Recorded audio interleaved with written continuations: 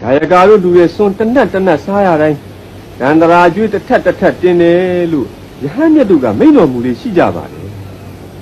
အကျဉ်ယဟန်ဒီစွန်ကိုမစင်ញင်မဲစားညာအပ်ထိုယဟန်ဒီရဲနေသောတန်တွေကဲကိုစားသည်မြည်ဤလို့အကိခံတော်ပမတုတ်မှာအဲ့ဒီလိုဗုဒ္ဓကပြင်းထန်တတိပေးတော်မူခဲ့ဘူးပါတယ်ဒီအကြောင်းနဲ့ပတ်သက်လို့ဥပဇင်ပြောပြပါဦးမယ်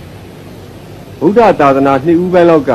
တောเจ้าတစ်เจ้าမှာမဟာတန်ကရခိတာမထေရကြီးတစ်ပါးရှိပါတယ်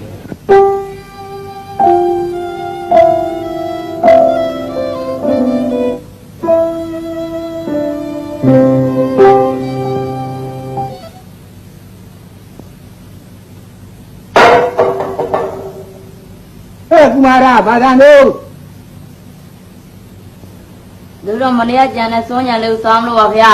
မနေ့ကကြံတဲ့စွန်းကြံထမင်းကြံပေမဲ့ရှားဘူးလောင်တတ်တယ်သတိထားစားကျမဗျာ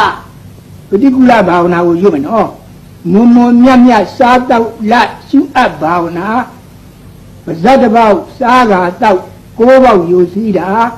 နှစ်တက်စားတော့လျက်အထက်ယွန်စရာစားတော့ဝိုင်းကထုတ်တိခါကွယ်ရပုံးလို့တာတညတာမြတူလောင်ကြပုတ်ရအကုန်သာပฏิကူလအာဟာရပွားကြဘာဝနာအေးပြစ္ဆုခဏတင်ပြီးတော့စားကျမဗျာ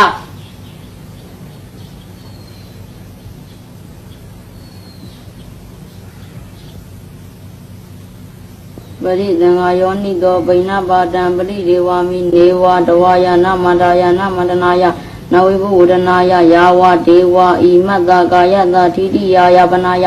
ဝိဟိန္ဒုပရတိယဗမတတိယနௌကာယဣတိပုရဏေသဝေဒနာပရိဟင်္ဂာမိနဝံသဝေဒနာနောဘတိတမိယတရာသမေဘောဟိတတိအနာဝတ္တာရာသဖာသဝိရာရောသ